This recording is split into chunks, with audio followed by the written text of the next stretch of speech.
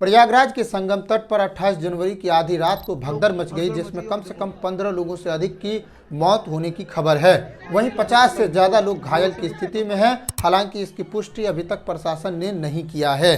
BBC ने लिखा है, अस्पताल के एक डॉक्टर ने पहचान न बताने की शर्त पर बताया कि लगभग 14 लोगों की मौत हुई है। वहीं दैनिक भास्कर ने भी बताया कि कम से कम 14 लोगों की मौत हुई है, जिसमें कई शवों को पोस्टमार्टम के लिए भी भेजा गया है। अस्पताल में अभी शवों की गिनती जारी है। इससे तो एक चीज साफ हो गई है कि मौत तो हुई है, चाहे सरकार जनता को बताए या ना बताए। अब मैं इस भगदड़ की कुछ तस्वीरें आपको दिखाना चाहता हूं, लेकिन इससे पहले कहना चाहता हूं कि ये भारत एक है, लेकिन यहाँ महाकुंभ 2 हो रहा है। वो इसलिए क्योंकि गरीबों और आम नागरिकों के लिए अलग व्यवस्था है, अमीरों और वीआईपी लोगों के लिए अलग व्यवस्था है। आज जो ये घटना हुई है, इस घटना के जिम्मेदार 2 महाकुंभ होने के कारण हुआ है।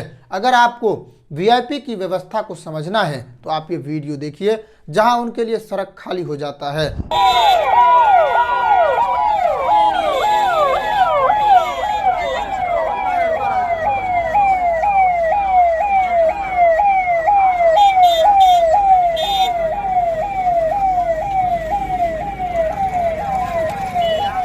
आप वृद्ध हो, आपके पास छोटे बच्चे हों, आपके पास महिलाएं हों, आपके पास आपकी पत्नी हो, बेटी हो, फिर भी आपका ध्यान नहीं रखा जाएगा, आपको सुविधा नहीं दी जाएगी।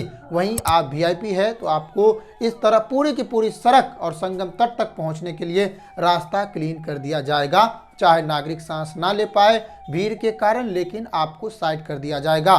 चाहे आप आधी किलोमीटर का सफर 1 घंटा में तय कर पाए, फिर भी आपको साइड कर दिया जाएगा। जिससे पहले कि हम तमाम तरह की तस्वीरों पर जाए, आप महामंडलेश्वर प्रेमानंद बाबा का ये वीडियो देखिए, ताकि आपको समझ आए कि ये व्यवस्था हालांकि है किसके लिए। और प्रशासन पूरी तरह फेल हो गया है। निकम्मा प्रशासन, सिर्फ तुष्टीकरण की नीति में ये प्रशासन लगा रहा कि कोई भी वीआईपी आए सिर्फ उसकी सेवा में लगा रहा। मैंने देखा कि जो भी वीआईपी यहाँ आया सिर्फ प्रशासन उसकी जी हजूरी में लगा रहा। इसके अलावा इस प्रशासन को इस कुंभ से कोई मतलब नहीं था, किसी भी व्यवस्था से कोई मतलब नहीं था।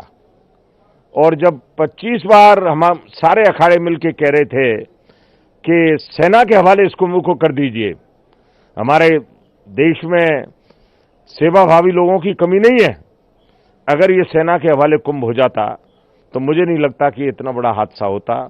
बहुत दुख है, बहुत दुख है, बहुत दुख। सरकार की व्यवस्था और उनका प्रबंधन किसके लिए है, अब आप समझ चुके होंगे। इस दुख भरी भगदड़ की ऐसी ऐसी तस्वीरें सामने आई है जो आपको आंसुओं से भर देगी। अपने परिजन का हाथ पकड़े इस तस्वीर में उसकी मृत्यु हो गई है, लेकिन भगदड़ के दौरान भी उनका हाथ पकड़ा रहा ताकि वो भटक न जाए। अब इसे स्ट्रेचर पर लिटाकर अस्पताल ले जाया जा रहा है, लेकिन इस लाश ने हाथ नहीं छोड़ा है। भगदड़ के बाद की तस्वीरें देखिए, चारों तरफ बैग, थैला और जूते चप्पल बिखरे पड़े हैं। भगदड़ के बाद इन तस्वीरों में रोते हुए लोग अपनों से बिछड़ चुके हैं। तलाश के बाद भी जब ना मिल सके तो रो रहे हैं। दैनिक भास्कर के अनुसार भगदड़ के बाद घायल और मृतक वहीं पड़े रहे। कोई सुरक्षाकर्मी या पुलिस कर्मचारी उनके मदद के लिए नहीं आया। समाचार एजेंसी एएनआई के अनुसार मौजूद सुरक्षा कर्मियों ने लोगों की मदद नहीं की है, बल्कि वो इसे ठहाके लगाकर देख रहे थे। वो वहां से निकल लिए। जैसे ही भगदड़ मची वो वहां से दूर हट गए, अपनी जान बचाने में लगे रहे। अभी तक प्रशासन ने मौत की पुष्टि नहीं की है। सीएम योगी आदित्यनाथ का ट्वीट देखकर यही लगता है कि वो इस पर संवेदना भी व्यक्त नहीं करेंगे। अभी महाकुंभ में लोगों के अंदर डर बना हुआ है। सभी अपने परिजनों के तलाश में लगे हैं। लोग भटक रहे हैं और खोजबीन कर रहे हैं। आपको सोशल मीडिया पर चंगा चंगा दिखेगा, लेकिन हकीकत में वहां बहुत परेशानी है।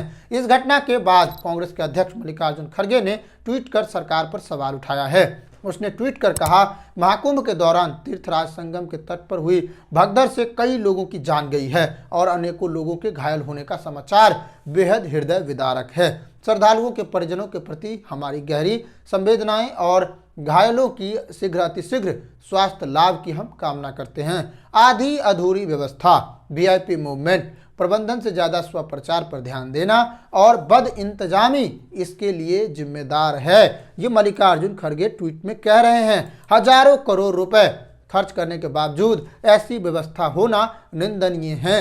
अभी कई महत्वपूर्ण शाही स्नान बचे हैं, तो केंद्र और राज्य सरकारों को अब चेत जाना चाहिए और व्यवस्था को सुधारना चाहिए ताकि आगे ऐसे अप्रिय घटना न हो। श्रद्धालुओं को ठहरने, भोजन, प्राथमिक चिकित्सा व मूवमेंट आदि की व्यवस्था में विस्तार करना चाहिए और वीआईपी मूवमेंट पर लगाम लगानी चाहिए। यही हमारी साधु संत भी चाहते हैं। कांग्रेस के हमारे कार्यकर्ताओं से अनुरोध है कि पीड़ितों को हर संभव मदद करे।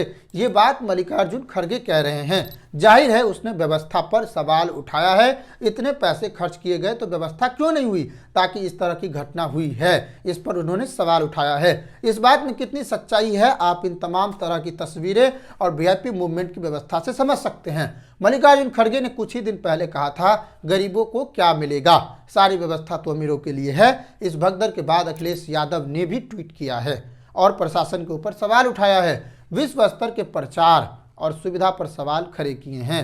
उन्होंने ट्वीट कर कहा, लोगों को सारी सुविधाएं मिले और आगे की सुविधाओं का इंतजाम हो, इसके लिए अपनी बात कही है। महाकुंभ में आए संत समाज और श्रद्धालुओं में व्यवस्था के प्रति पुनर्विश्वास जगाने के लिए ये आवश्यक है कि उत्तर प्रदेश शासन और प्रशासन के स्थान पर महाकुंभ का प्रशासन और प्रबंधन तत्काल सेना को सौंप दे और इसे सौंप देना चाहिए। विश्व स्तरीय व्यवस्था करने के प्रचार करते हुए दावों की सच्चाई अब जब सबके सामने आ गई है, तो जो लोग इसका दावा और मिथ्या प्रचार कर रहे थे उन्हें इस हादसे में हत हुए लोगों की नैतिक जिम्मेदारी लेते हुए अपना पद त्याग देना चाहिए। यहाँ इस्तीफा देने की मांग की गई है अखिलेश यादव के द्वारा।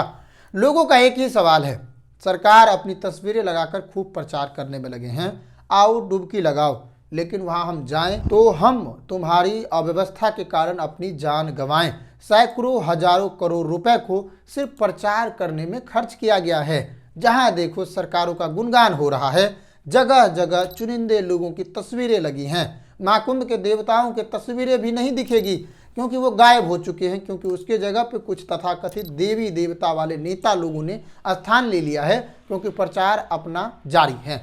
तो आप इस बद इंतजामी को देख रहे हैं। हमारी कामना है सभी लोग स्वस्थ हो जाएं और आप अगर महाकुंभ जा रहे हैं तो आप सचेत रहे, सावधान रहे और सरकार से सवाल पूछे, ना कि उनकी भक्ति में लग जाए। उन्हें नायक बनाने की कोशिश ना करें, व्यवस्थाओं पर सवाल खड़े करें। और जैसे कि वहाँ पर व्यवस्थाओं से जुड़े अनेक सवाल किए जा रहे हैं।